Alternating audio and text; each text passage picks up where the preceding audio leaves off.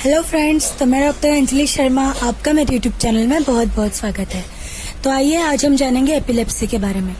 Epilepsy is a chronic disorder that causes recurrent seizures. यानी epilepsy एक ऐसी बीमारी है जो रिकरेंट सीजर्स आने की वजह से होती है। A seizure is a sudden rush of electrical activity into the brain. अब ये सीजर होता क्या है कि ब्रेन में जो इलेक्ट्रिकल एक्टिविटी होती है उसके सडन रश की वजह से सीजर होते हैं। There are two main types of seizures. यहाँ पर सीजर्स के दो मेन टाइप्स है, जनरलाइज सीजर और दूसरा है partial seizure. Generalize seizure affects the whole brain and partial seizure affect just one part of the brain. A mild seizure may be difficult to recognize. It can last for few seconds during which you can lose awareness. यानी patient को lack of awareness होगा सिर्फ few seconds के लिए, उसमें वो recognise भी नहीं कर पाएगा, उसको रिकॉग्निशन भी डिफिकल्ट हो जाएगा। Next is stronger seizure can cause spasm and uncontrollable muscle twitches.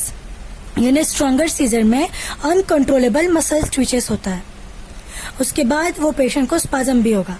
It can last for few seconds to several minutes, यानी फ्यू सेकेंड से लेके तो सेवरल मिनट्स का इसका ड्यूरेशन है। Next is aetiology of the epilepsy. अब ये होता किस वजह से है? ट्रॉमेटिक ब्रेन इंजुरी, यानी अगर किसी को ब्रेन इंजुरी है तब होगा। उसके बाद अगर स्कैरिंग ऑन द ब्रेन है आफ्टर अ ब्रेन इंजुरी, यानी अगर किसी को ट्रॉमा हो गया, ब्रेन इंजुरी हो गया, तो उसके बाद जो एपिलेप्सी होती है उसको कहते हैं post traumatic epilepsy. Serious illness और वेरी हाई फीवर। अगर पेशेंट को बहुत ज्यादा हाई फीवर है या पेशेंट बहुत ज्यादा बीमार है तब उसको एपिलेप्टिक अटैक आता है। Stroke which is a leading cause of epilepsy in people over age of 35। यानी ऐसे लोग जिनका 35 के ऊपर एज चला गया है उनको एपिलेप्सी की बीमारी होती है। उसके बाद है lack of oxygen to the brain.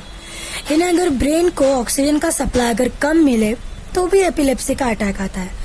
Next is brain tumour और सिस्ट। अगर ब्रेन में कोई सिस्ट है या ट्यूमर है तो फिर एपिलेप्सी का अटैक आता है।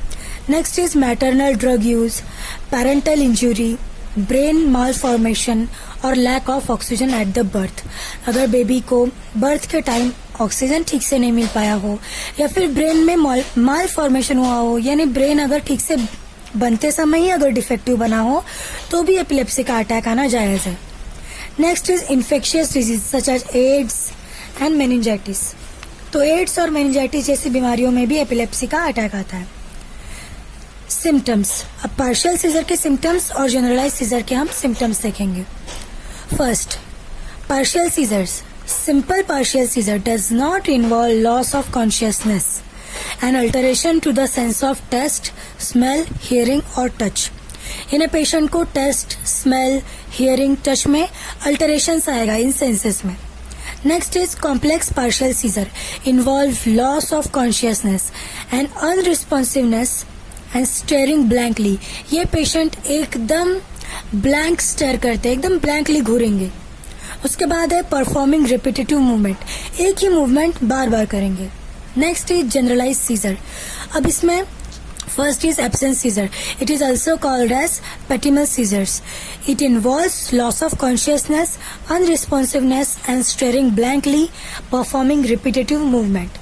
ये सेम है कॉम्प्लेक्स पार्शियल सीजर की तरह, बस इसको पेटिमल सीजर्स भी कहा जाता है। Next is tonic seizures. इसमें होता यह है कि मसल स्टिफ हो जाते हैं। Next atonic seizures. इसमें मसल का कंट्रोल लॉस हो जाता है और अगर पेशेंट खड़ा है तो वो सडनली फॉल डाउन हो जाएगा, गिर जाएगा। Next is clonic seizures. इसमें मसल की जर्की मूवमेंट काम करती है फेस, नेक एंड आर्म्स में। Next is myoclonic seizure. इसमें spontaneous quick twitching of the arms and legs होता है। अब इसमें आर्म्स और लेग्स का वर्क होता है जो कि स्पॉन्टेनियसली ट्विचिंग करते हैं। Next is tonic clonic seizures. Stiffing of the body, loss of bladder और बॉबल कंट्रोल। उसके बाद है biting of tongue and loss of consciousness. इसमें होता है कि पेशेंट खुद की जबान अपने दांतों से काट लेता है। और उसके बाद है stiffening of the body, body पूरी स्टिफ हो जाएगी। And loss of bladder and बॉबल control, यानी पेशेंट इनवॉलंटरी पेशाब या संडास कर देगा। नेक्स्ट इज कॉम्प्लिकेशन, तो कार एक्सीडेंट है, ड्राउनिंग। उसके बाद है साइकोलॉजिकल पेशेंट्स में। उसके बाद है सर्जिकल कॉम्प्लिकेशंस में। Next is permanent brain damage. अब आते हैं डायग्नोसिस की तरफ, सीटी स्कैन और एमआरआई। उसके बाद है ट्रीटमेंट, एंटी एपिलेप्टिक ड्रग आप यूज कर सकते हैं। उसके बाद वेगस नर्व स्टिमुलेटर्स आप यूज कर सकते हैं कि जिसके वजह से एपिलेप्सी होती है। उसके बाद है ब्रेन सर्जरी, ब्रेन सर्जरी भी हेल्पफुल है। नेक्स्ट इज डाइट, पेशेंट को कीटोजेनिक डाइट देना है, यानी हाई फैट और लो कार्बोहाइड्रेट वाला डाइट देना है पेशेंट को। And the diet requires a strict balance between the fats, carbohydrates and protein. तो फ्रेंड्स, आज के लिए सिर्फ इतना ही। कल हम पार्किंसंस डिजीज के बारे में पढ़ेंगे।